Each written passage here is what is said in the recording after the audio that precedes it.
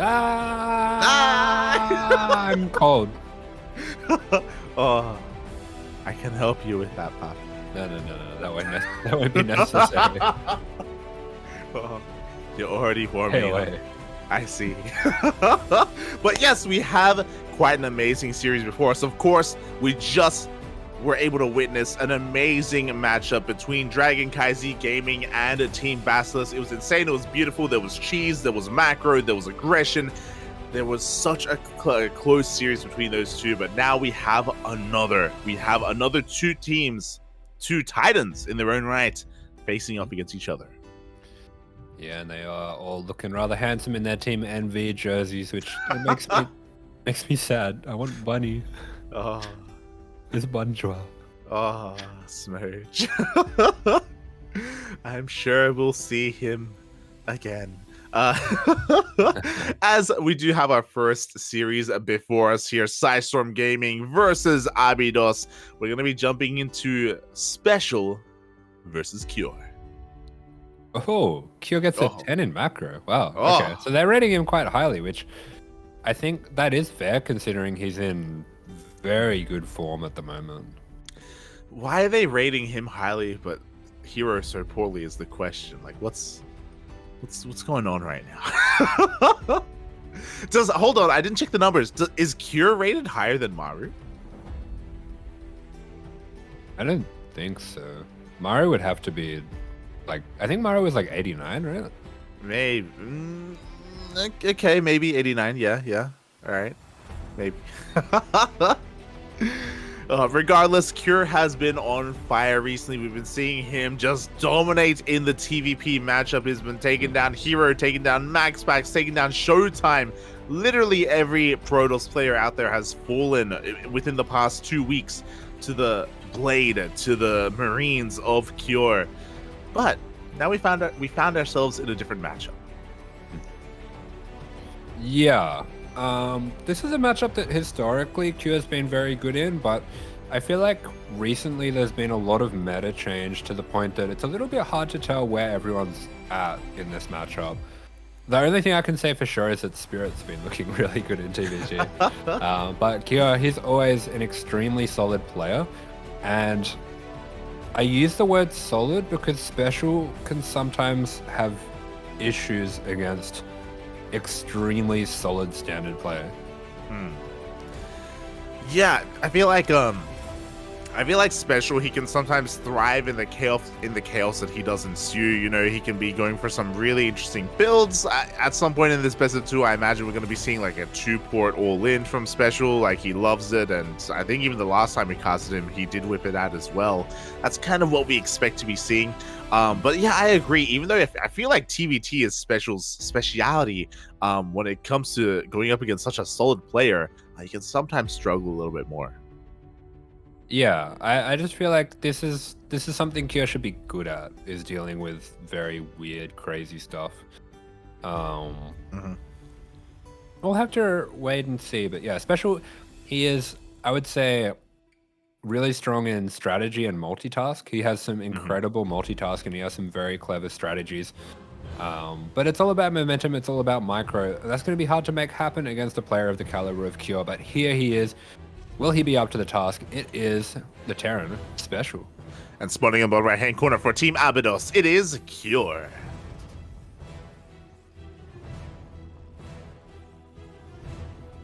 Oh. Oh my. He looks like what's the AI generated Mid-Journey? He looks like he's drawn with Mid-Journey. The contrast on Cure's camera looks really high, so it kind of makes like his skin pop out more than everything else, which is why like it's really like dark and like low quality like shirt and darkness around him. Yeah, something's going on with the camera for Cure.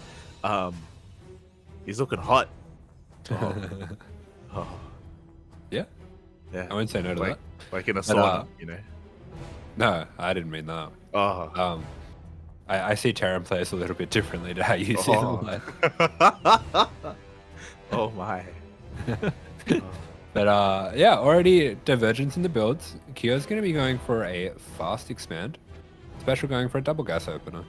There we go. You know, Kira going for the more quote-unquote meta build of the Rax Expand. But on a smaller map like Neo Humanity, maybe Special can find himself with a little bit more aggression and a little bit more success here with his opener, as Kira goes for the SCV scout and does, you know, confirm the opener of his opponent.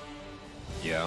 I do think this is a pretty safe gamble for Cure, just because this is a terrible proxy 2-Rax map.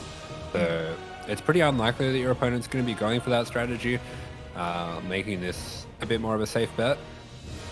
The thing that I'm going to be looking out for Special on a map like this is mech. I'm not going to beat around the bush.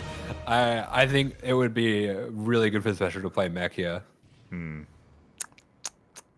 Now, you told me how you see Terran players. Do you see meching Terrans any differently? No. Special is unbeautiful. Oh. If he plays mech. If he plays mech, he's not my son. Oh no. All right, well, we'll see what we do come across here, as initially Special is just going to be cranking out those Reapers and Hellions. We are getting into our 1-1-1 setup, nothing too crazy. Meanwhile, across the map, Cure just going to be focusing on his reactor opener, actually. Yeah, so Cure cutting some slight corners here, and I believe Special didn't scout, did he? So Special, he's playing now like he's playing against a Reaper Hellion opener, and playing the defensive role of that too. So often players will go for 3 Reapers, 2 Hellions, something that we've seen being quite meta in TVT for about the last year and a half, maybe 2 years, is to replace the second Hellion with a mine if you stay home. And I think that means that Special was expecting Cure to just play the standard double gas build. Yeah, we can see Special chilling here at his own natural base and waiting to receive those Reapers and Hellions, but we can see that Cure did go for a reactor first. He's been cutting corners, he's been chilling here back at home, did go for an SCV scout initially, recognizing what Special was up to, and yeah, Cure is able to, you know, kind of get away with a couple of things. Yeah, that's right, and behind this, Special, he is going to be assuming a little bit of map control, but for Cure, he doesn't really feel any need to take that. We're economically ahead by a couple workers. We're going to be able to get the third down maybe a little bit faster, but actually Special going for an extremely fast third. This is about as fast as you can get it with a double gas opener. Yeah, third CC is thrown down already here for Special, so looking to be a little bit greedy instead. I do appreciate that. I feel like when going up against Cure, you're going to do something crazy, whether it's hyper aggression or maybe even hyper greed. That is going to be what Special is going to try and go for. Yeah, and there you go, Cure just trying to get a little bit of map control here, and not going to be able to get that done at this point. Special actually running into a little bit of a supply block, but as he pushes towards the front of the base here, seeing this bunker is going to be the first time that he realizes what's going on here. Yeah, exactly. Like, again, he did an SCV scout earlier. He hasn't really gotten too much scouting information, period. You see him sharking around with these double cyclones with his Raven as well, just looking to find any kind of damage and looking to slip his way in towards the natural so we can finally get eyes on what's going on. Yeah, just sharking around for map control, looking to see if he can catch out maybe a drop or a Banshee getting sent out or anything like that, but man, Cure just doing what he's been doing so well in TVP and just macroing cleanly and sitting back, getting up his army, and then using his army well. He just has such a straightforward approach to the game. Yeah, there we go. He takes down that Widowmine. He's cranking out Vikings behind this. A bit of a later third CC, but a third CC nonetheless. Reapers do slip on in. Special gets a full scout and even delays the CC. Yeah, fantastic mining from fantastic timing from Special is going to be coming in there, and there's not really any units to defend. Actually, the Raven coming into the main as well. He's going to be denying the mining on 2 fronts here, so Special doing a really good job just upsetting the rhythm of Cure. Yeah, exactly. Picking off a couple of workers here and there, which wasn't necessary because of Cure's more economic opener, and Special is able to expand and take his third base behind this. Meanwhile, Cure is shocking around the map. He does have quite a lot of energy on these Ravens, and is going to be looking to maybe try and punish it. As for the time being, oh, he does catch the Raven! Yeah, he catches the Raven. The Raven's going to be going down, And behind this, throwing down those extra Raxes, continuing to pump out those Vikings. Good scan from Special, keeping an eye on the rotation of the army, but Curio's going to be happy to take his time here. Yeah, exactly. We do see the double lock on the Cyclone of Cure, but no, he barely pulls back in time. Does keep it alive. Is making his way up this ramp, and Special's tanks are a little bit out of position. We do see the tanks being able to siege up between the bases of Special. Yeah, they are. They're not really threatening too much here, but Cure can use his position to start slowly breaking his way through. Oh, exactly, as he does have the Viking lead as well. Auto charge is going to be thrown down. We do have the disable on the first tank. Yeah, disable on the first tank, but a few tanks going for Cure, going down, sorry, for Cure. Cure, a little bit sloppy here. Yeah, he does end up losing all of his Marines. There was within range of that tank on the left-hand side, and as a result, he's lost a lot of his buffer for his tanks. Yeah, but he is, regardless, going to be moving forward aggressively, starting to wedge his way in between these two bases and create a bit of a problem here for Special, where the left side can't really come in to help defend this. Actually, Cure is really wedging himself in here. I'm not really sure what Special does to stop this. Yeah, and he just lost a lot of his Marines as well to help support his tanks. We do see Cure even coming out on top a little bit on that Raven fight. Sorry, on the Viking fight. That tank was in range the whole time. Oh, that's unfortunate. It was in range the whole time. It wasn't shelling away at the army of Cure. We do see the CC under threat. Now the boys have to be pulled. Yeah, boys are going to be pulled. Those tanks are not really going to be able to do much once the SCVs get on top, but there's just not enough there. GG is called, and Cure with a very simple, straightforward victory here in game one. GG, well played. Nothing too fancy, nothing too crazy. Standard opener into a solid push. It's not like he was all in by any means. Remember, he had a third CC behind it as well that he was landing on location. He was just able to really wedge his way in between the bases and get a really solid position. Yeah, exactly. So Cure making quick work of that first game, but of course, Special got a bit unlucky. He played a defensive double gas setup, and Cure was going more greedy there, so Cure definitely got the victory there on the build order roulette. We'll have to see what happens in game two. Yes, this is going to be Special's map of choice, and he's going to be going on to Babylon. All right, this map is an interesting pick because I would say in terms of TVT, this is the closest map to Neo Humanity in the pool, where again, Proxy Reaper is really bad on this map, and again, that makes it a good map for Rax Expand, and it's also a good map for Mech. So they're quite similar maps in the ways that they play out in TVT. Interesting.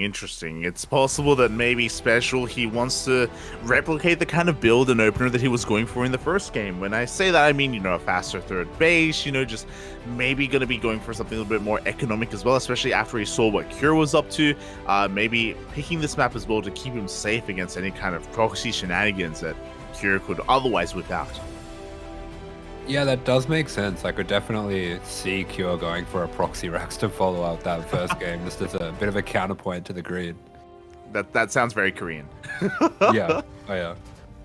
But here we go. We're going to be kicking things off. Top left-hand corner of Babylon, it is the Terran for PSISTORM Special. And spawning in the bottom right-hand corner for Team ABYDOS, it is Cure.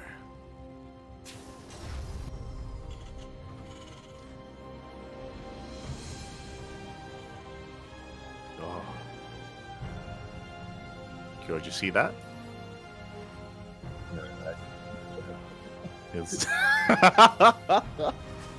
He was showing off his chest to the camera, Papi. Oh my. Kyo, do you have any V-Mix? See, when I say it though, it's like, it's fine.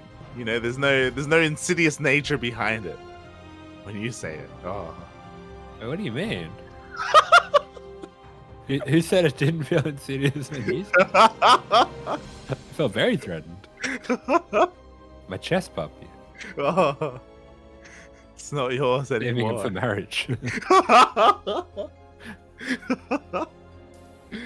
Oh my god, as we are getting into our game once again, Cure is going to be going for the Rax Expand, and interestingly enough, Special doesn't deviate too heavily here.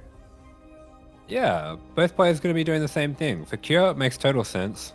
If the same logic that applied on Neo Humanity applies here for going for this build, Special is going to be okay, opening with Reaper into Reactor, so this can be a mass Reaper Hellion build here.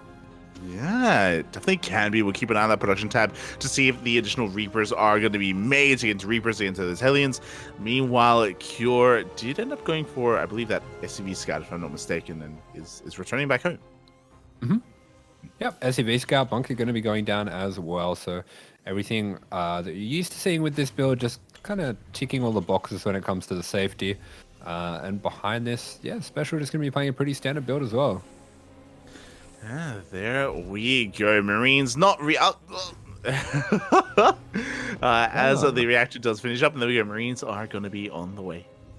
Okay, they're very fast Marines. Cure, Special maybe predicting that Cure's going to be doing this again.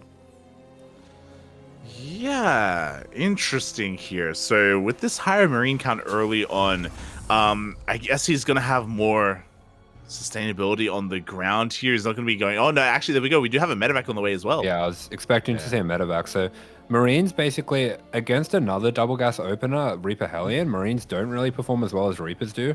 They're a little less sturdy and a little less microable.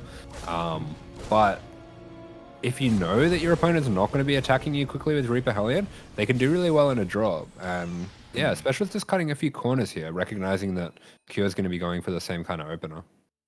Interesting. I mean, Cure did just dip into the main base. He also saw the reactor on said racks. Of course, maybe he's unaware whether the Reapers or Marines are being produced. The medevac is already out. Special is going to be zooming across said map.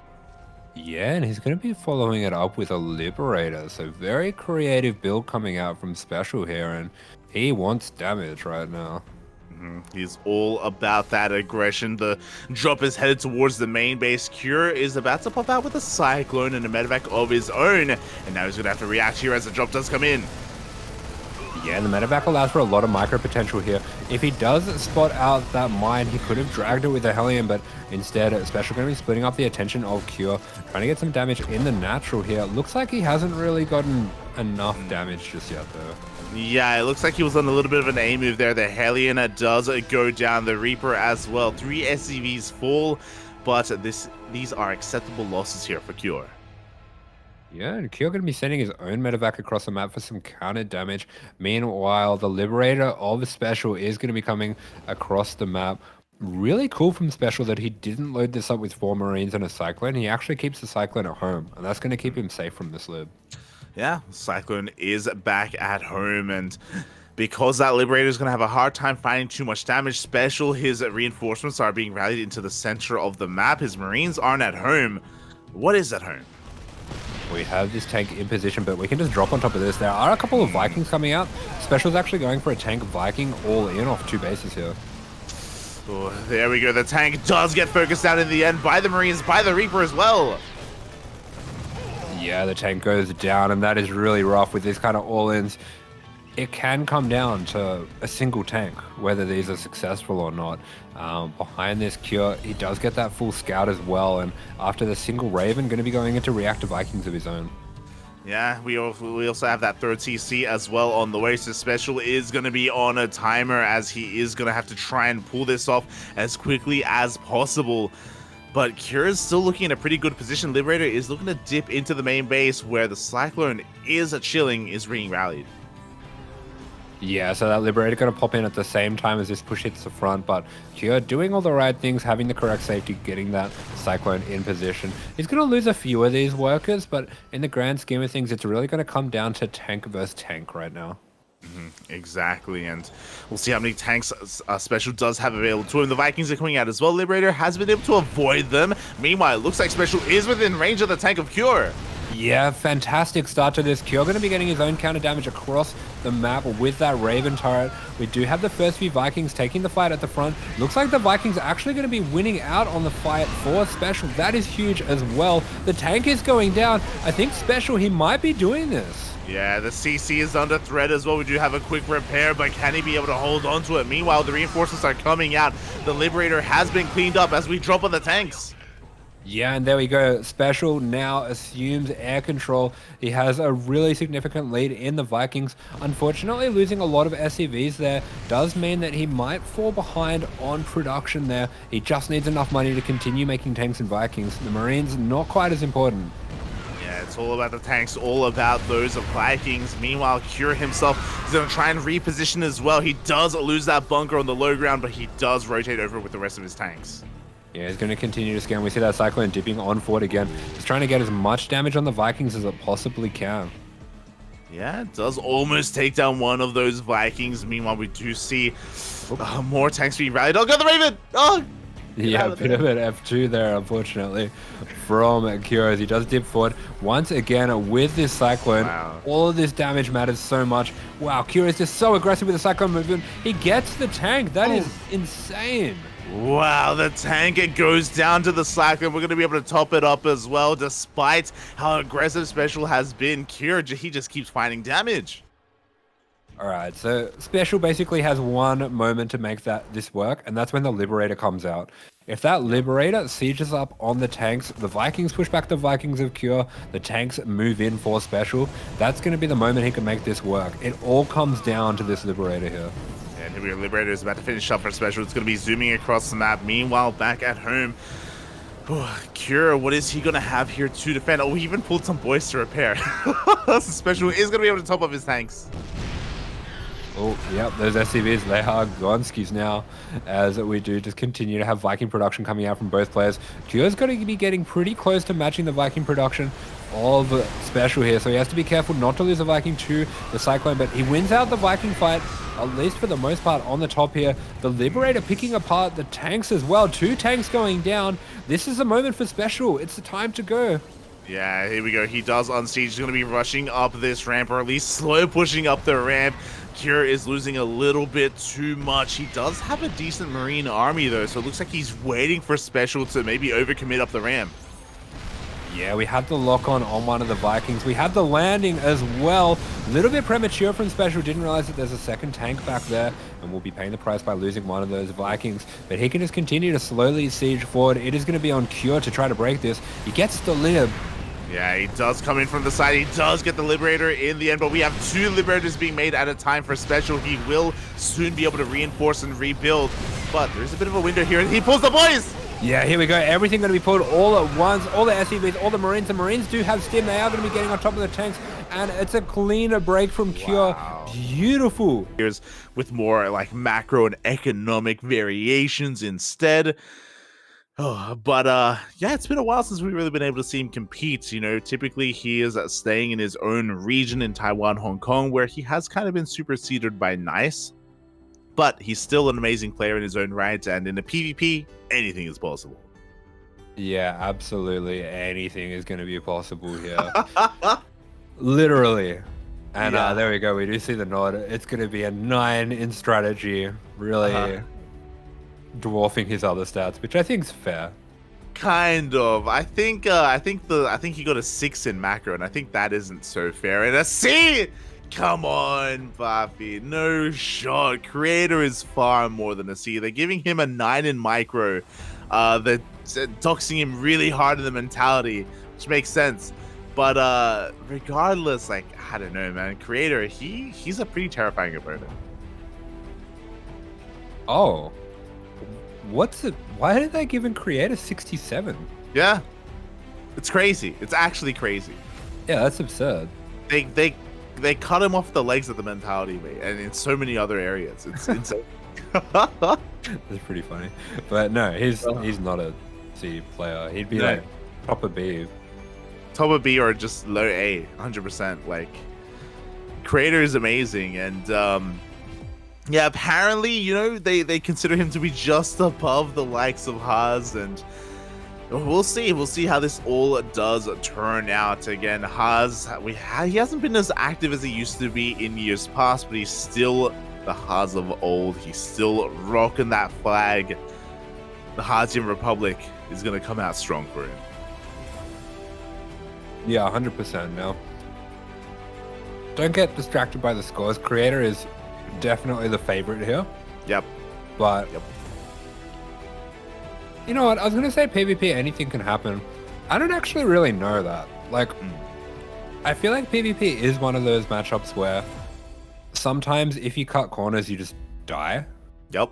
I think you can force it to be a bit coin flippy, but there are solid approaches to PvP. Even though you can't really cover all of your bases, I think Creator will play in a generally solid way. Yeah, I think we've spoken about it before, but when it comes to Stats' kind of exodus, the dropping of the Shield of Fire, Creator feels like the more standard of the Korean Protoss players to try to pick it up. And yeah, there's a reason why like European PvP is a lot more monotonous, and a lot more like macro oriented into the mid game, because like there are ways to play this out to be very defensive and very safe. So because of that, it can be difficult to really be too cheesy and really be too chaotic, unless both players decide to be aggressive and cheesy and chaotic, and that's the best kind of StarCraft. Yeah, true. Well, I just want to see something that I've never seen before. That's all I want out of this. I think also PvP is the most viable matchup for cannon rushing.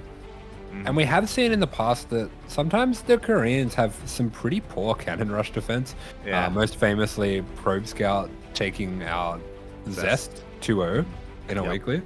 Yep. That did happen. I mean, hey, Classic barely survived his cannon rush against Hero earlier today. Like, Classic, it did feel like he was like off the dome, trying to figure out what the hell to do in this situation when cannons are in his natural. So, yeah, I would love to see that as well. I do think Haas has it in his repertoire to try and bring something like that out. But game one is going to be on Ancient Cistern, a bit of a larger map here. Could work against Haas, or maybe could work for him as well. I'm sure Creator is aware of the reputation that Haas has. Do we see hundreds of zealots? Just 100 probes, zealots. Does he do that in PvP as well? I haven't seen that in PvP before, but I want to. I would love to, Bobby. I would love to. So yeah, the players are just gonna be getting ready here for their next match. Oh boy. And the pressure is a little bit on PSISTORM Gaming. We do see ABYDOS with a bit of a lead already with a 2-0, but Haas versus Creator is definitely a matchup where PSISTORM can get some points. Yeah. Haas is one of these players where, because you just have no idea what he could be doing, and he has the strategic depth to be doing something either really cheesy or really greedy. I feel like you're always going to be nervous, even if you feel like you're the stronger player. Especially in this kind of format. Oh yeah, it's so difficult to maintain your composure in a best of two against a player like Haas. I think he can really thrive here. It's a little bit sad. I would have loved to have seen players like Micah in here and some of the more like wild, aggressive players. I guess I'm happy with Haas for now. I just hope he lives up to it. Again, we have talked about it before, but Haas, he has kind of different approaches to certain matchups as well. He's got the hyper greedy style, which he kind of popularized against Zerg and against Terran, which was wild at the time when he first kind of whipped it out. Yeah, I remember seeing him on Curious Minds against Kelazur. And Kelazur played a very standard, safe style. Everything was just looking great, and he got completely rolled over without anything having really gone particularly wrong. Yeah. It was just so strange to watch. Yeah, Haas going up to like 90 plus probes and just spamming out nothing but zealots. It's crazy. And he kind of created like a wave, a shift in the meta after that. But here he is, spawning in the top right hand corner of Ancient Cistern for PSISTORM Gaming. It is Haas. And in the bottom left for ABYDOS, this is Creator.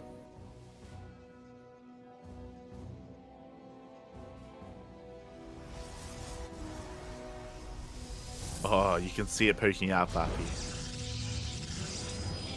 What? It's the waifu pillar on the left. Oh, no. He's got their effective glasses, too. He does! He's like Morpheus. Oh. Like the guy from Sin City. It's not a very flattering comparison, but Oh my god. But yeah, the cams are on, and is that like an exercise? Is that like an elliptical behind creator? Is that what that is? I mean, it has handles, whatever it is. Yeah, I think it's whatever it is, like you a bike or can something. mount it and you can hold on. Yeah. Oh. I don't know. Maybe if he gets excited and gets out of his chair, we can get a proper look. Let's go, Poppy. Let's go.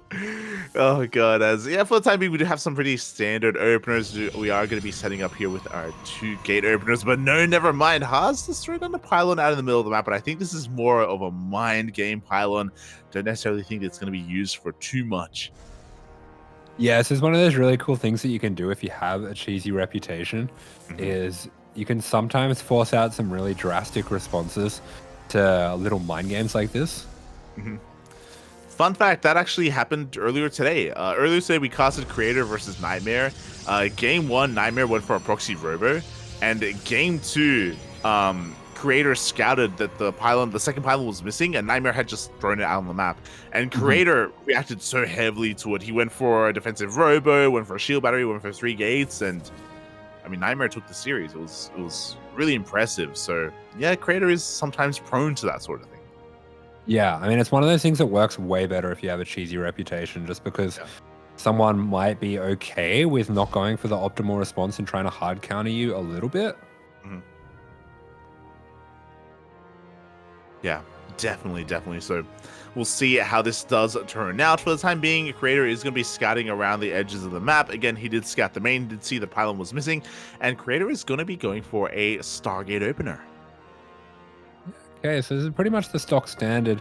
It has felt that over the years, as much as Stalker Sentry will be something that always hangs around, a lot of players coming to the conclusion that Adept Oracle is one of the best ways that you can play in PvP. Yeah, exactly. You can be just hyper aggressive with it, and it can be so difficult to defend and so difficult to keep up with the aggression of your opponent. Meanwhile, we do see Haas looking to try and shade in, but no, Creator is too quick for him. He does it wall off, and oh boy, he's going to be looking to knock down that front door. He does have 4 stalkers out of the map. Yeah, Creator moving across with 4 stalkers. That probe going to be scouting out, seeing that there's no battery ready either, so these can get a lot of damage done. He's actually caught Haas a little bit unprepared, but no, actually 4 stalkers and a sentry going to be coming out on time. Haas actually playing a very standard opener so far. Yeah, exactly. He did go for a faster Nexus, so Haas is going to have some faster probe production, as we do see him main-out his workers down to the low ground.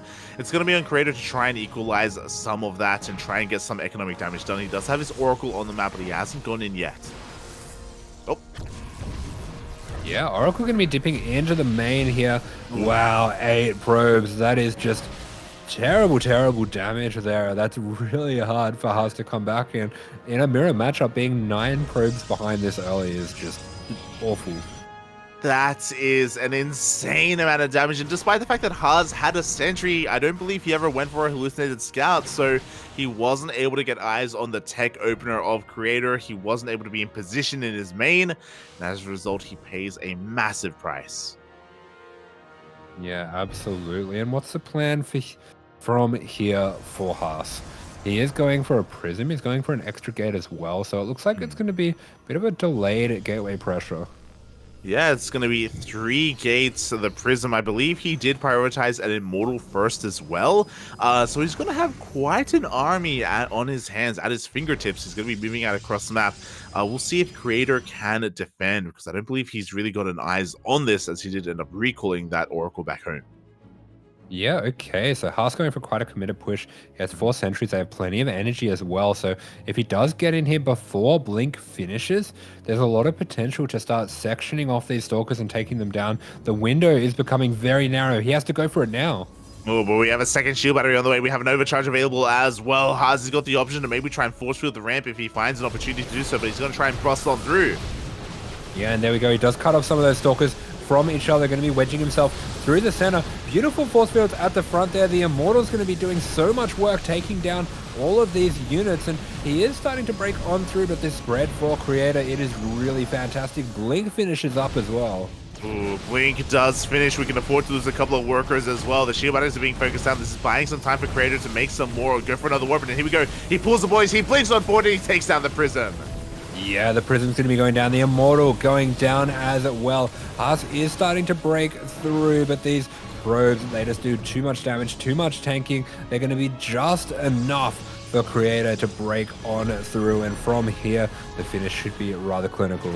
Exactly. Like Creator, he lost 10 probes, but you know what? He's still ahead of more than 10 workers compared to Haas. He has the better economy.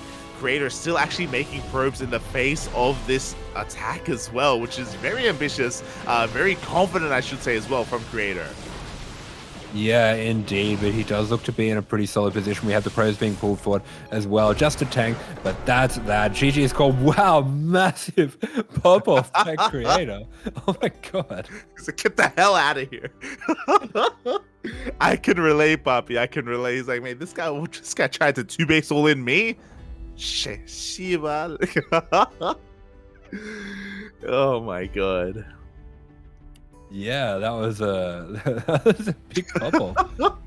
I guess he's had enough losing PvP today. It's true. It's again, yeah, he lost to Nightmare earlier, so you know he needs to redeem himself, and yeah, he's able to take game number 1. Now it's gonna be on Haas to try to bring it back here. It's gonna be his map of choice. Yeah, so a lot of pressure on Haas's shoulders now, as he is the last member standing in the way between ABYDOS taking down this set. Yeah, that's the thing, right? Like, ABYDOS, one more game. If Creator takes a 2-0, that is it. ABYDOS does take the series. And PSISTORM Gaming, like, there are no pushovers. They have MaxPax. MaxPax arguably vying for that number 1 spot.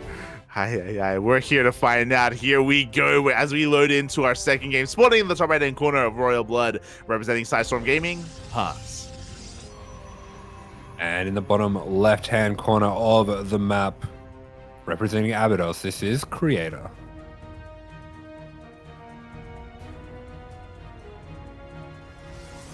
Oh boy. In that interim, Creator popped off. The cams went off, and he just went on a bit of a bike ride on that elliptical. But he's back.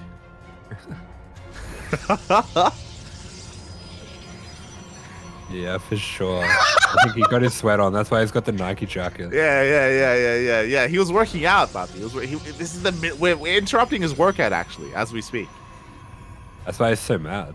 Yeah, he wants the gains, Bobby. As we are going to be seeing pretty standard openers coming out from both players. That last game, it does feel like Haas was relying a little bit as well on that kind of mind game with the pylon going down, getting additional value for him. And yeah, it's going to be the one to proxy. Let's go, Bobby. The probe is coming on now. The pylon's about to be thrown down as well. There's a very common proxy location on Royal Blood. Despite that, Creator, it's his turn to table. Yes. Because the turns are tabled. Spent too much time casting with Yaku today. As we do have that Cybercore finishing on up, and what is it going to be coming out from Creator? It's going to be a Robo. Okay, this is super aggressive.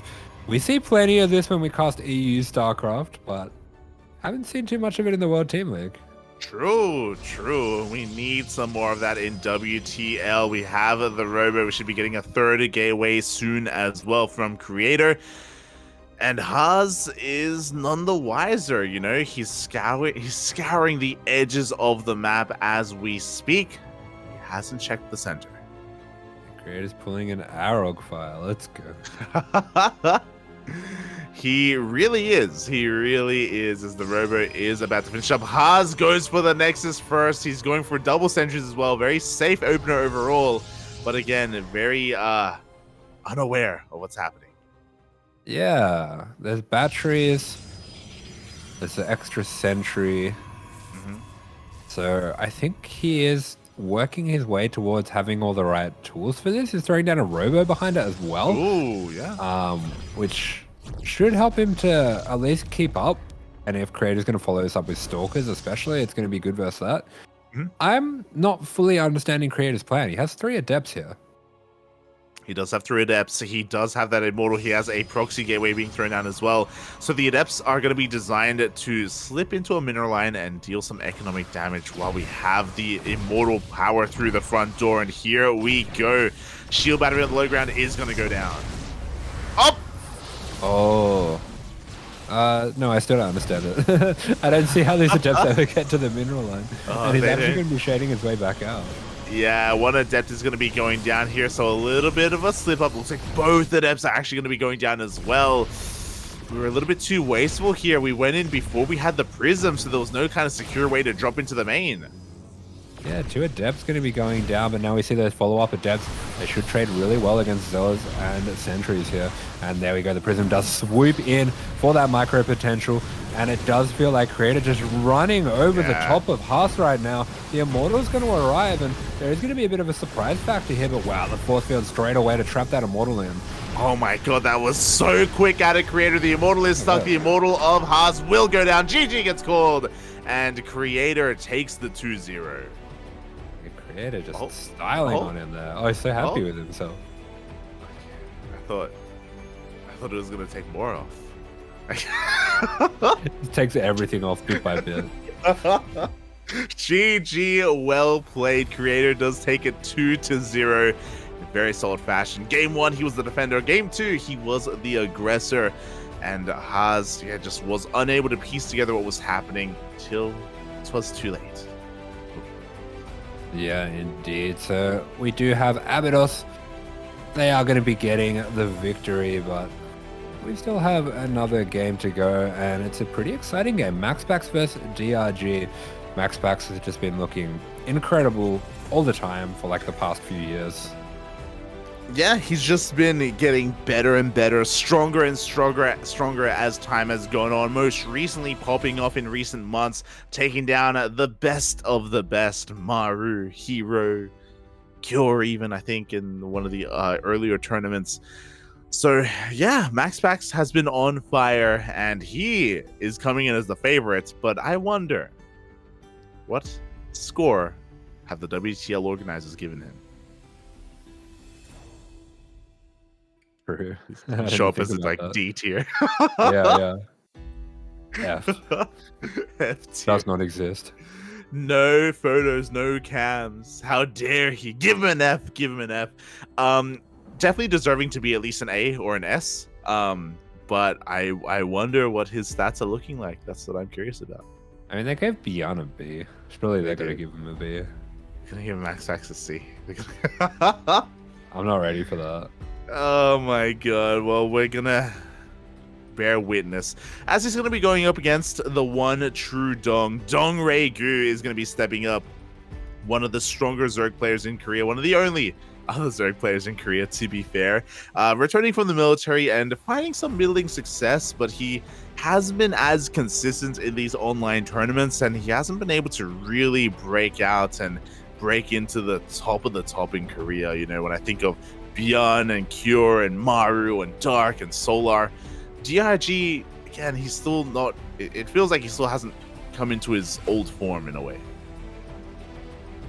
Yeah, I would have to agree with that. It kind of feels like he's still going to be a very strong player, but I think the time for him to be a top player has probably passed by now. There's still the potential for him to have, you know, a swan song performance, but I don't really think of him necessarily as the kind of level that he used to be at. Yeah, when I think of DRG, I think of like Ryung, for example, you know, and Ryung, you know, he's got some high highs, right? Like he recently, in a couple of days ago in Kung Fu Cup, did actually take down Wayne. He took down Hero. He took a game off of Showtime. Like Ryung has been popping off recently, and I'm sure DRG can as well, as he has a beautiful 69 in score. Oh, nice. And yeah, MaxPax gets the B. I'm okay with it. He gets the B. I'm not. Give him an A. The hell? 77. What does it take? What? A. He's better than Beyond's better than MaxPax. Are you sure about that? Isn't Silky better than Beyond?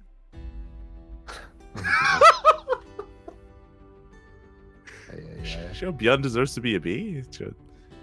No. S for Silky. There you go. S for Silky Puppy. As game 1 is going to be taking place on Dragon Scales. Okay. CVP Dragon Scales. I don't know. Probably pretty normal, right? Yeah. Oh, actually, we see Adepts a lot on this map. I was going to say Adepts, yeah. Glaive Adepts coming out from MaxPax. Whether it's a Twilight Council opener or a Stargate into Twilight Council, I don't know, but I'm feeling Glaive Adepts at some point in this best of 2. Yeah. I think he opens with it, honestly. Yeah. If you recall, I mean, we always got to bring it back here. It was a week ago or so now, when we were able to cast MaxPax versus Dark, and we got to see MaxPax go for a Glaive Adept opener on, I believe it was Ancient Sister, and fail at it. Didn't really do too much damage, but somehow, despite that, seamlessly transition out and actually go toe-to-toe with Dark. It was insane. The macro and the kind of foresight that MaxPax had, despite what seemed to be an opener that didn't really do too much. Yeah, he does what we call the anti-light, where he actually has his pull-out game on point. He has no kids. Because I think that would be illegal. I think it doesn't even exist. There you go, Bobby. There you go. He can pull out like no other. It's crazy. It's actually crazy. It's impressive. I like DRG's photo though. Yeah. As much as I don't know. I usually, when I do picks, I usually pick against DRG for GSL, but he's got the best photo, I think, out of everyone. Yeah, for sure. You love to see it as well. DRG, he's one of those guys, one of those players or people that I don't know if you know this. He got LASIK. He got LASIK a couple of years ago. But I think it was in an interview. He was talking about how like it feels so weird because he wore glasses for so long. I'm pretty sure he wears glasses either without lenses or the lenses aren't prescribed. They're just yeah, they're just there. Glad route. Just doesn't feel right without glasses on, you know? I can understand that. I feel really weird when I take my glasses off. Feels weird. Asher, I forgot that I got glasses. Yeah, you wear your glasses all the time, don't you? You have to, right? I don't even know why I got them, actually. What do you mean? I can't think of any situation where I'm going to wear them, yeah. What do you mean? You're like, you don't know when you need to use your eyes? But, like, when do I need to look at far away stuff? Like, my computer screen's really close. That's how I got into this, man. You're like, mate, I only need to wear these if I go outside, and I'm not going outside. But I don't think I even do. Like, do I? Maybe if I was driving. Mate, I just went to the movies or something. Yeah. Maybe for the movies. I don't know. Last time I went to the movies, they were nearly out of seats and we had to sit on the front row. So I didn't even need them. Was that when you went to the movies with Chase? Didn't you go to the movies with Chase? Like, I don't know. I went more recently. I saw the Mario movie. Oh, true. Was it good? I haven't seen it. It was pretty good. It's not. My take on it is that it's good because it's like not too ambitious. It just kind of tells a pretty short, straightforward story, and it does that absolutely fine. It's good because it's safe. That's good. That's good. Yeah. I'll watch it when it comes onto streaming. Yeah, it's probably fine. You're not missing out on that much. Oh god. Yeah. The Barbie movie. Unironically. The Barbie movie. Yeah, it's an interesting one. I don't think I would ever go to the movies to watch that, but streaming, 100%, I'll watch it. I'm gonna see if I can find someone who will dress up in pink and go to the movies with me. Oh, let's go. Do you actually have a pink outfit? I had a pink shirt at some point. I don't know if I have it anymore, but I got pink shorts. I mean, that's something. There you go. Pink shorts and a white shirt. There you go. I've got a light purple V-neck. that's as close to pink that I have in my wardrobe. Yeah. What if you just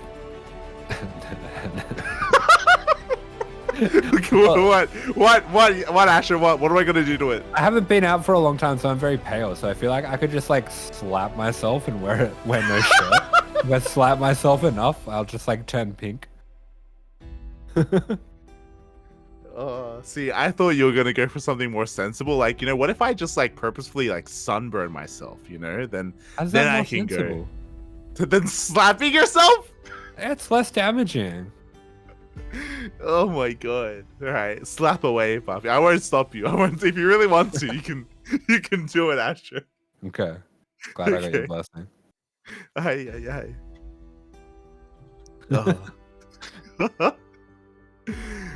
Oh. Yeah. Otherwise, I would totally go to watch Barbie World. Is that what it's called? Yeah. I don't know. Let me look it up. Barbie movie. It's just called Barbie. Okay, there you go. Oh my god. Oh, it's got Simu Liu in it as well. Yeah, he's like one of the He's one of the Kens, yeah. Yeah. It's Iron Fist. No, not Iron Fist. What is it? The Iron Giant? No, Iron Fist. Yeah. No. Shang-Chi, that's it. Shang-Chi. There we go. I haven't actually seen anything that. Yeah, we've had this conversation before. I'm just realizing. Wait, that's a Marvel movie. Yeah, this is why. Yeah. Like, why does it? Why would you care about Marvel? Because Simu Liu's in it. You know, he plays StarCraft. Support him. That's massive copium. He was at the Frost Giant Studios, man. Yeah, I saw that. Yeah. That's cool. That is Yeah, that's definitely sick. cool. Yeah. Hell yeah. Let's Oh, go. he was in Warehouse 13. Let's go. Oh my. Like I'm a just looking. random sci-fi show. Yeah, he's just looking at his IMDb page. You just. What else is here? Yeah. Oh, Akira Project. I actually read Akira. You read Akira? Yeah, like the The manga? comic. I don't know if it's a manga. It was only like, it wasn't very long. It was just like the one thing. Yeah. I didn't read all of it, just the first volume, and he just like explodes people's heads or something. Yeah. That's the big thing about Akira. But I bought Akira on Blu-ray and I never watched it. It's just Huh? there. Why did you do that? Because I want to. I want to watch it. I just never got around to it. It's like a famous anime maybe. It's like Ghost in the Shell, you know. Yeah, I haven't watched that. Ghost. What? Not It's that okay. interested in anime. You read Akira? What are you talking about? That's like one of the only. So I'm trying to think of this. I've read that, and I've read The Sandman. Mhm. I didn't think I've really read much. Oh, and like Asterix. Okay. It's like a white manga. Okay. All right. Fair I enough. don't know. I haven't I'm pretty read sure The many. Sandman isn't the manga either. I think that's just a comic. No, it's a graphic novel. Yeah. Yeah. Isn't Akira a graphic novel too? No, what are you talking about? I mean, I haven't read Manga- many. When I was technically manga are graphic novels, sure. Yeah. Yeah. All right. Yeah. This conversation's getting a bit too nerdy for me. It's Wait, I used to live next to this, like, when I was way younger, I used to mow my neighbor's lawn. oh, And he was like, how could you lemonade? no. Yeah, Okay. sure, why not? It was like a pretty, like, he must have been like an IT dude or someone that was like pretty well off, and he just had like all these like DVDs and graphic novels and like board games and stuff. And I didn't really know enough about it, but I think I borrowed Akira from him. That's really cool, actually. It's really sick. Yeah. Speaking of, we have finally come across our game. In the top left-hand corner of Dragon Scales for PSISTORM Gaming, it is MaxPax. And in the bottom right-hand corner of the map for ABYDOS, this is DRG.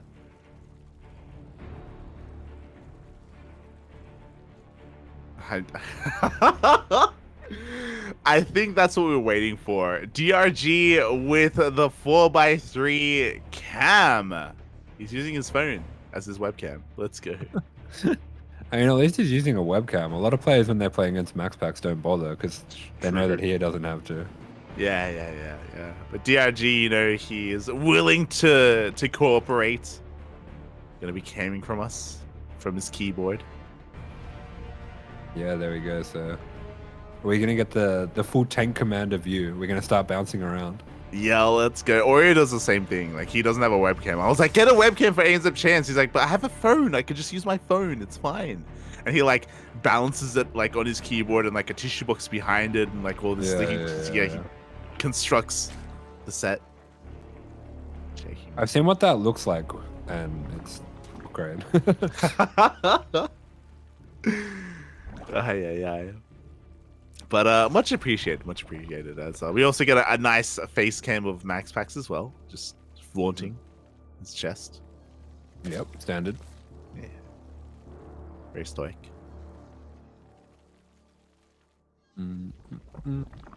Yeah, I don't know. I wouldn't buy graphic novels myself. They're too expensive. Well, yeah, that's the same reason why I would never get into comics.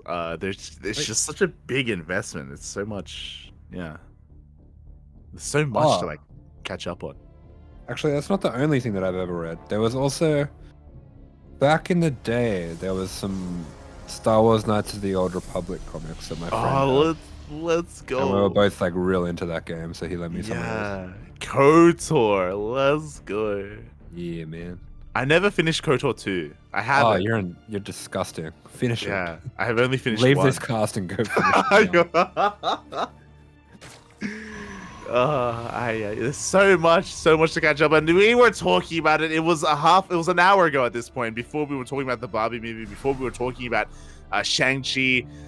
We do have a Twilight Council opener from MaxPax. We were talking about the Glaives, and it's coming, Bob. It's coming. Yeah, here they are. He's going to be putting pressure on with this first Adept as well, just to try to keep DRG busy, keep him at home. It's going to be a Stalker behind this as well, just to hide his strategy. And yeah, it's going to be Glaives, but how many? How many days? How much commitment? How committed is MaxPax? You're talking about it before. He is one to pull out just like that. And yeah, we do have 2 more gateways to run down. 4 gates in total so far. Yeah, I think we just go full skill check and just try to kill him with 4-gate Glaives. Here we go. The additional depths are here in the main base. They're going to be shaving off those lings. Again, the pressure is off of Dongregyu because ABYDOS have already won the series, but we're still fighting for some points. We're still fighting for some pride.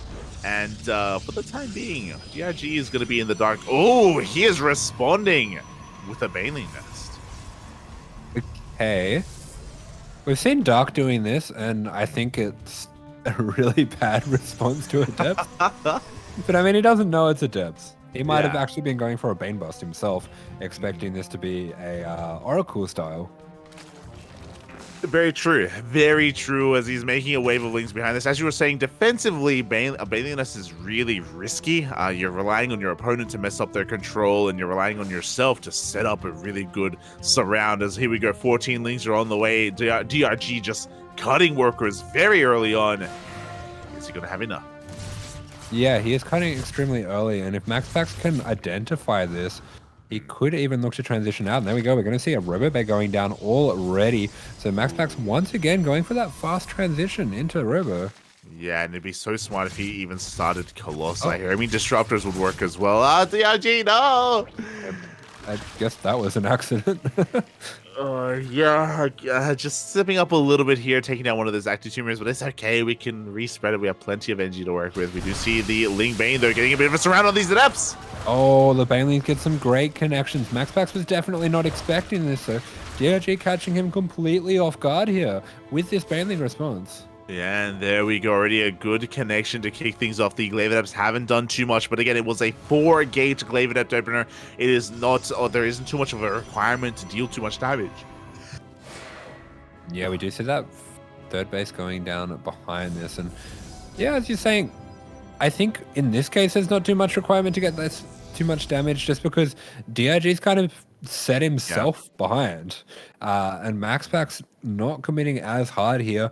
DRG's probably just cut a little bit too early on the drones, considering what's coming his way, and MaxPax, as you were saying, pulling out, not committing that hard. Exactly, mate. Exactly. Like, DRG just wasn't making too many drones to begin with, and we can see 2 workers already going down. The Prism slips into the main base. The Queen's out of position at the natural instead. This is just designed to keep him busy. At the same time, 3 more Adepts do hit the third. We do see that lovely quality of life change that we did get in that last patch, where shading adepts can be picked up in a prism. Oh, you love to see it, and with that, they're that much more difficult to deal with. Bailings are rolling on in, and they will clean this up, but again, DRG's worker count is not looking too ideal as he's attempting to transition. We have +1 melee on the way and a Roach Warren. Yeah, these are pretty good trades by MaxPax as well. I think 3 adepts for a handful of links and a couple of drones, you're not going to be too unhappy with that.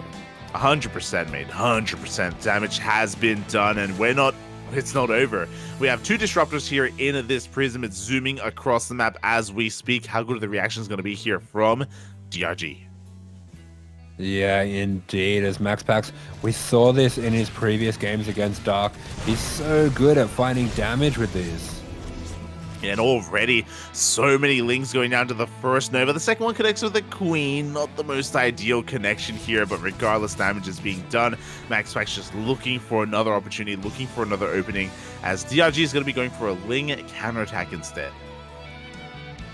Yeah, there we go. DRG sending those links across the map. The third base might be a little bit exposed here, as MaxPax is adding on his gateways, going into Blink and +1 attack. And actually, I think looks like getting a 4th base as well. So MaxPax just powering along here.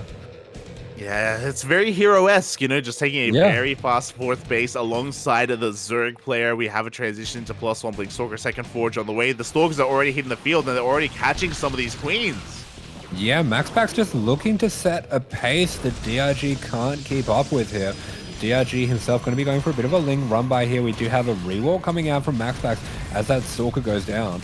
Oh, and now there is no way out. It looks like the Ling's going to be able to get a kill on that pylon. They do flood on through. They're going to be able to wreak a little bit of havoc and just cause MaxPax to be a little bit delayed with his army. This will give DRG the room to drone, to work on his economy, to work on his upgrades, and to rebuild his army. Yeah, nice run by all in all. We see 5 probes going down. Some really solid damage considering how much time he's buying himself here. But behind this, MaxPax actually going double forward. So going for those double upgrades. He's just zooming ahead in his development here. And DRG is going to have such a tough time keeping up. He really is. The Stalkers do hit the field once again after the Link counterattack has been cleaned up. At the same time, another Link counterattack is headed towards that natural base. But what about the main army as these Roaches don't have a lot of support, and the Adepts shade in? Oh, yeah, beautiful pressure there coming out from MaxPax doing the damage at the same time. The DRG Ling run by going to be getting so much damage, but I'm not sure if he's going to be able to hold at the front here. It's going to be so close. MaxPax backs off a little, let the Stalker shields recharge, but 16 probes, almost a full natural mineral line has gone down.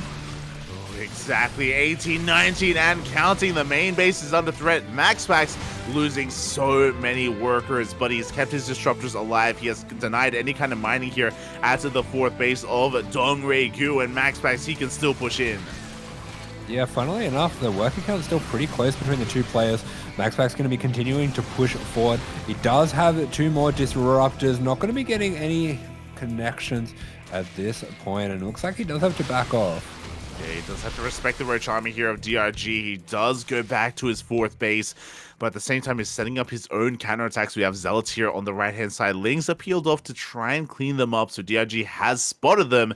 Meanwhile, we're still waiting. If at any moment MaxPax catches the Roach army with those disruptors, it could all be over.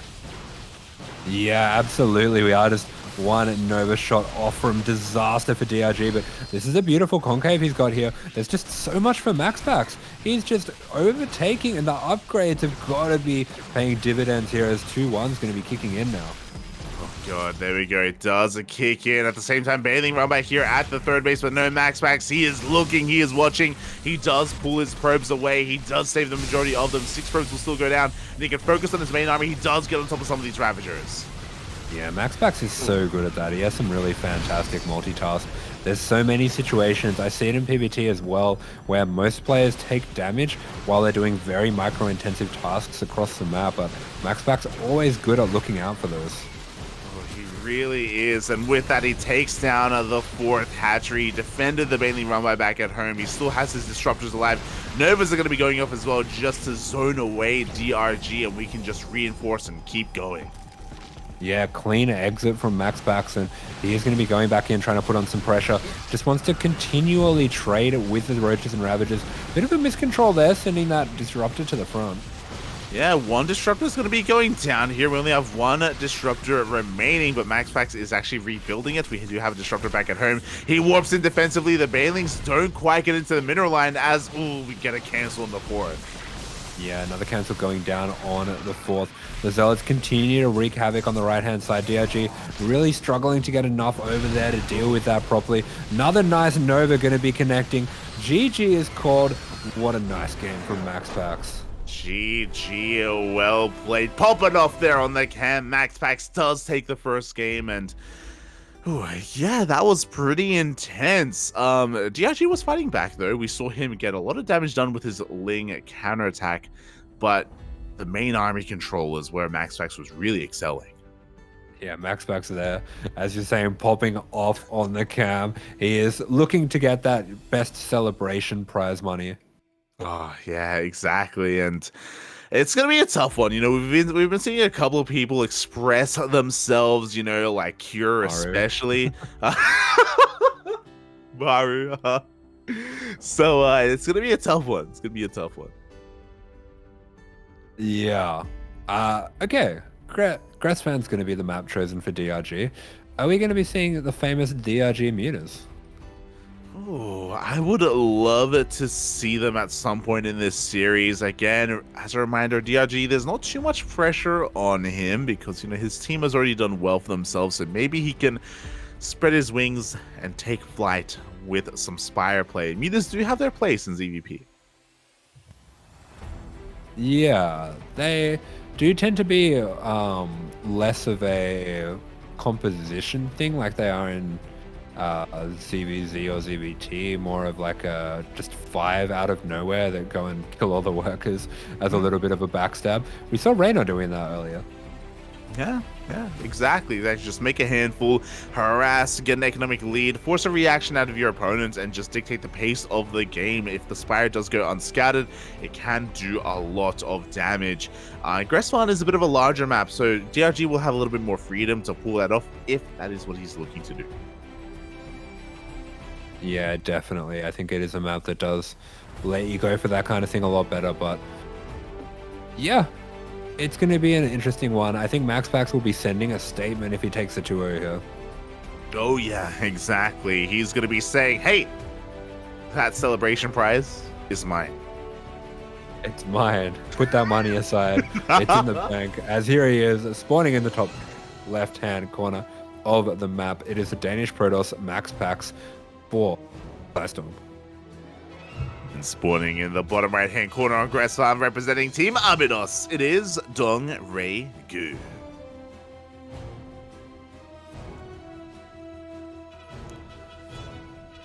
Oh boy, here we go. And already, MaxPax just being a little bit annoying, forcing the unnatural natural. But before we get too ahead of ourselves, this is to be the final game of tonight's broadcast, and I want to thank everyone for tuning in here for a little bit of a marathon that we had, and a special shout out to Asher as well, to Asher, to Kuro for casting alongside us, to ST Boy for all those snacks. I don't know what it is, but it always makes me hungry looking at them. The sponsor. It looks like a sausage icy pole. Yeah, it's like ice cream, but like with a sausage inside, and I'm like, you know what? Okay, I'll do it. I'll put it inside me. I would rather eat the Vegemite. Vegemite side, mate. You ate a Vegemite sandwich. Are you being real right now, mate? Are you being real right now? You're crazy. You don't mix meat and dessert. That's wrong. That's wrong. All right, that's gonna be your next bet. That's gonna be for the next world final. We need to find a bet for you to go on it. You just do it. Just do it. DreamHack. Okay. Oh, true. Okay. I'm down. In like a month or so. Yeah. You know what? I'll do it as well. But I'll do it because I want to. Okay. We can make it a work expense. Yeah. Go to Bunnings and they're like, would you like onions on this? And you're like, no. Do you have any ice cream? Mate, though, that would be so much better. A snag from Bunnings? Oh. Just in general, or like with the ice cream? No, yeah, with the Aster, of course. Oh. Yeah, that just makes it better, right? Hey, I just realized I live really close to a Bunnings. It never occurred to me that I can just go by myself down there Yeah. and get the sausage. Just take a bit of a walk, get a sausage, come back home, get multiple, just double fist it. We have a bit of Vegemite talk in the chat. In case you were wondering, no one likes Vegemite. It's just copium. We just pretend to like it. I've never had it. I've literally never had Vegemite in my entire life. Yeah, you're not missing out on anything. It's not good. It's just so unique that like you keep eating it for some reason, and then eventually you think you like it, I guess. I don't know if anyone actually likes it. I think. Is it like StarCraft then? Is it... Yeah. No. You just no. StarCraft, you like it because like one day in every 15 or something, you have like a really good day where you pop off and you're like feeling like a god, and you're like, this is why I play StarCraft. Yeah. I don't know if Vegemite's ever good.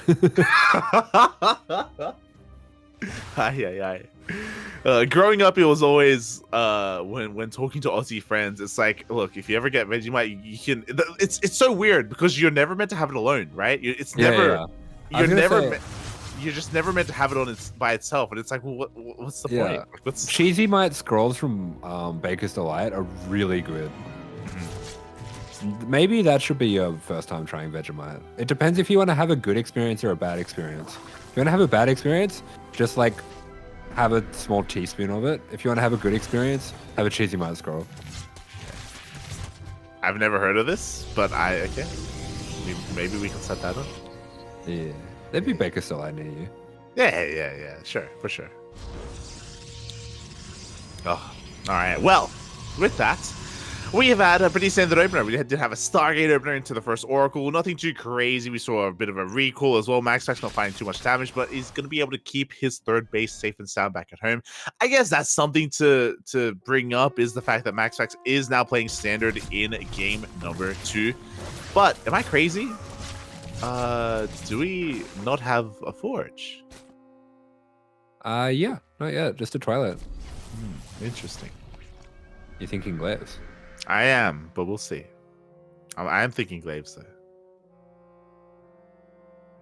It could be a blink all in. It could be a blink all in. Here we go. Ling's trying to find a way in, but no, the Stalkers do deny any kind of scatting going into the main base.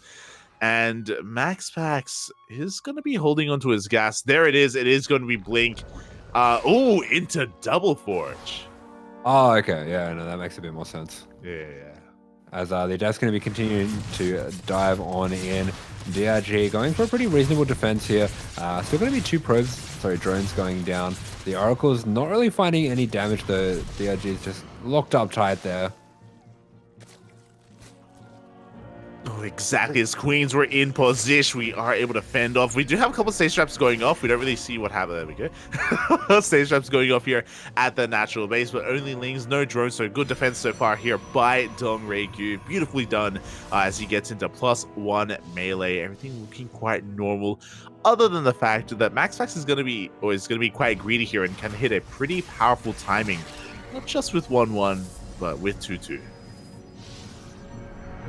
Yeah, as there we go. We are going to be having that 1-1 on the way. Blink on the way as well. Extra gateways, robos. MaxPax just looking to play a very solid style here. Oh boy, exactly. So not going to be relying on any early game aggression to get ahead. A little bit more straight up here. Mano a mano, chest out for MaxPax. Oh. Yeah, but meanwhile, DRG are going to be going into a relatively fast second Evo as well, so a bit more of that old school style there, as he is going to be playing the more traditional +2 attack as his big attack timing as well. Exactly, +2 attack. We got Bathing Speed, Roach Speed as well. Ling Bane at Roach Ravager is going to be the composition of choice from DRG. It is, again, what we expect to be seeing here in ZVP.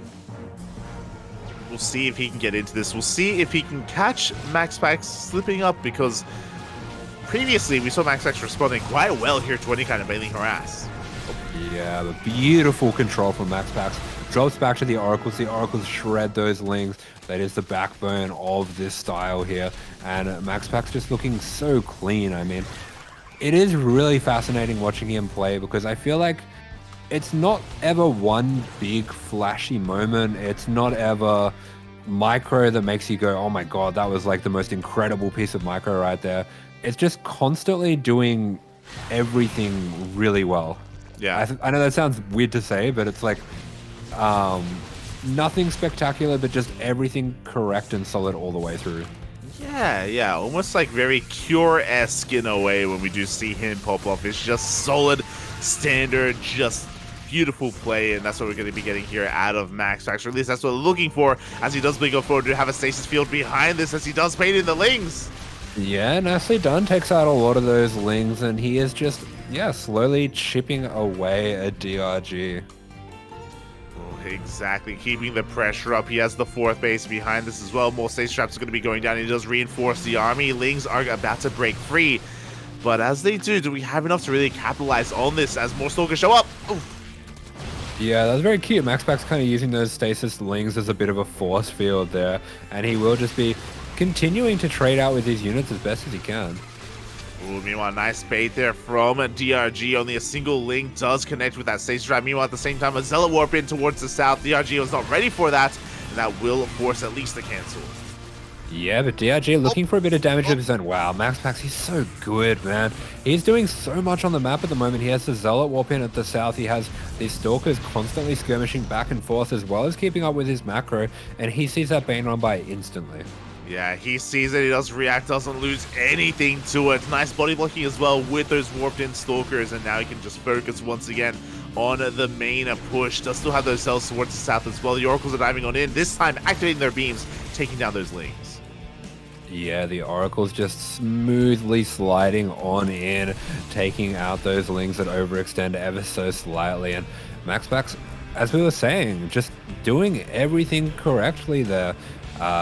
Just never fully committing with these Stalkers, just taking what damage he can, chipping away, setting up those extra prongs of attack, and just battering away at DRG, and DRG's just starting to fall under the pressure. Yeah, he's going for a massive Ling counterattack though at that 3rd base. He's pretty committed as he is going for a 66 drone all-in essentially. Hasn't really drawn up much more from there, and it looks like he is fighting damage. That 3rd base from MaxPax is under threat.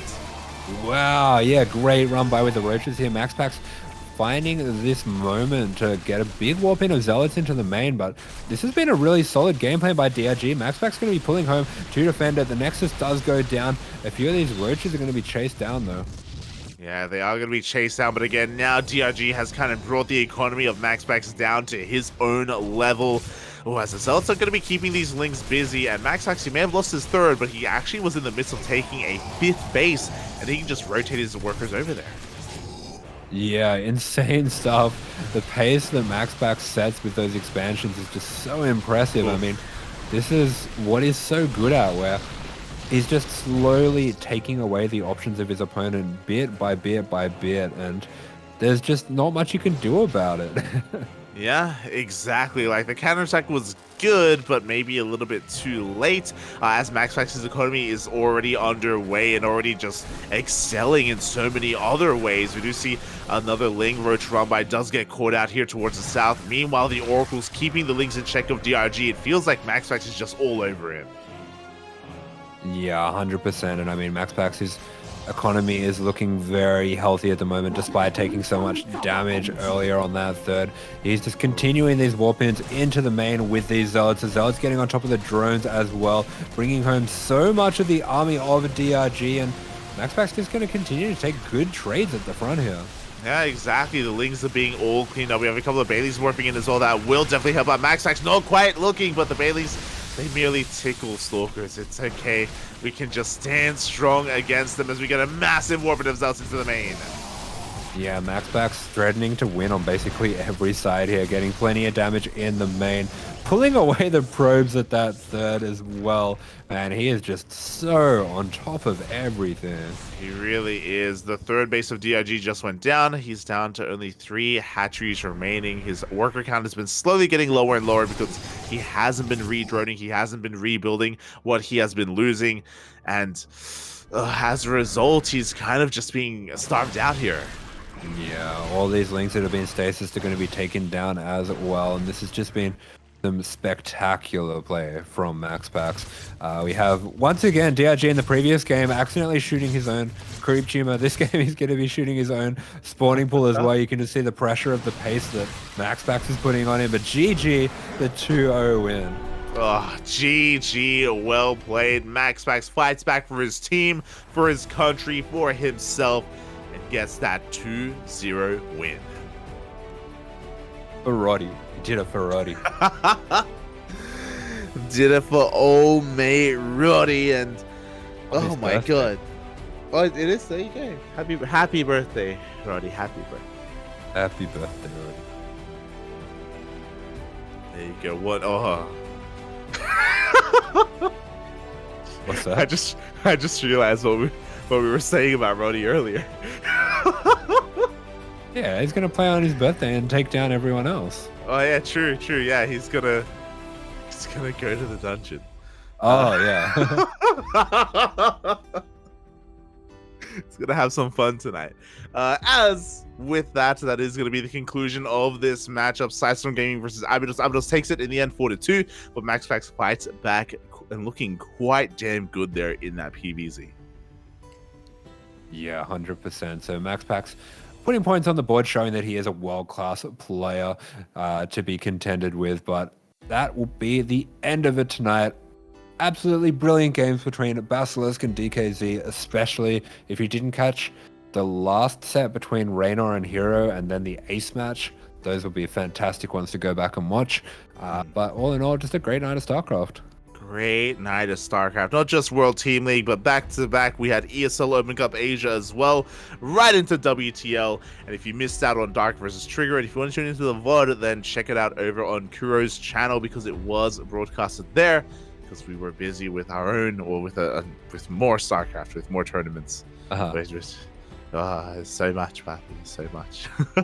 And we have our standings for the end of the week. Yeah, nice. Okay, so Onside and Basilisk at the top. We have the Starving Camels coming in third place, which is crazy, but they did get a big upset win at the start of this week. True. And DKZ and ABYDOS, 7th and 8th at the moment. I mean, there's not really enough games that we can put too much on this yet, but still. Yeah.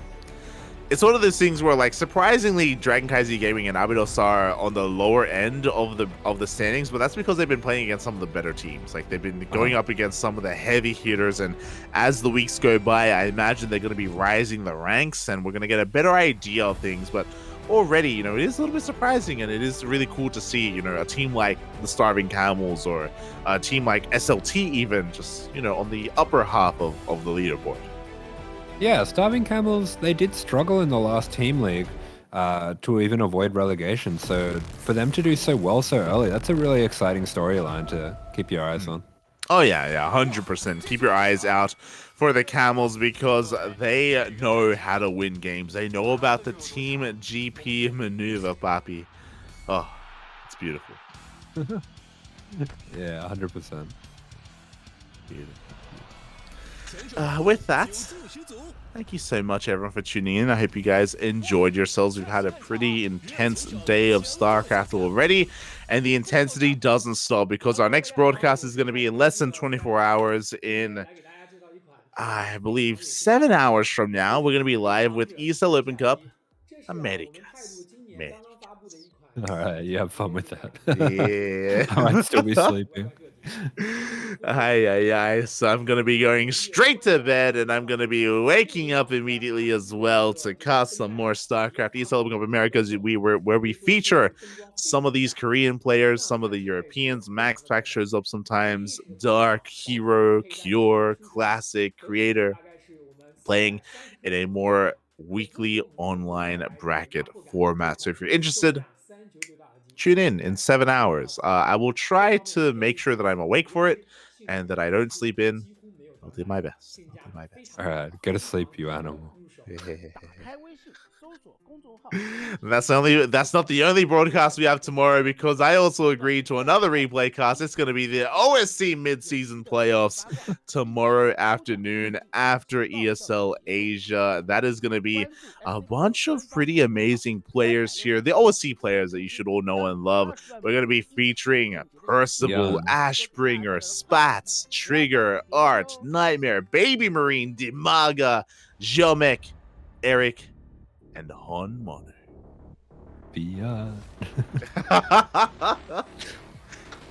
Shaking my head. So again, we have a day full of StarCraft, and it doesn't end there, because I just got messaged by Dave Testa asking me if I want to cast another tournament the day after tomorrow, and you know what? I'm gonna say yes. Oh my god, let's go, Poppy, let's go. Liability life. You're an animal. This is how I want to die. It's gonna happen one of these days. I'm gonna go down as I get rolled into my grave. Oh boy, so It got dark. It's, look, my brain is really tired right now. Okay. Oh god, but yeah. So everyone, if you enjoyed our casting, if you want more of it, we have 2 tournaments a day every day for the next 3 days. Thursday we may have off, or we may have another cast there as well. Undetermined for now, undetermined. But yeah, plenty of StarCraft to come. If you're interested, if you enjoyed our casting, hit that follow button. Follow us on Twitter, Facebook, Instagram. We have a YouTube channel. We have a Discord server, !socials in the chat to get links to all that stuff.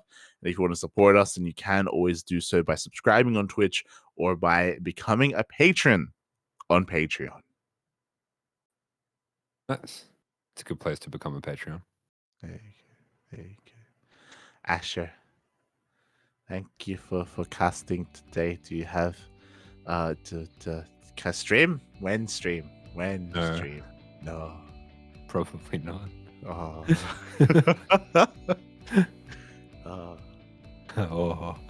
No, you why are you lying to me? There's a show match on the weekend, What? right? There's a show match. Oh yeah. Yeah. I have to look on my own Twitter to get the information about that. It is at an undisclosed time. In an undisclosed place. On my channel. Oh. It's disclosed. I'm disclosing it now. Oh. On Saturday the 13th. I really feel like I'm doing something on Snapchat. Is that Mother's Day?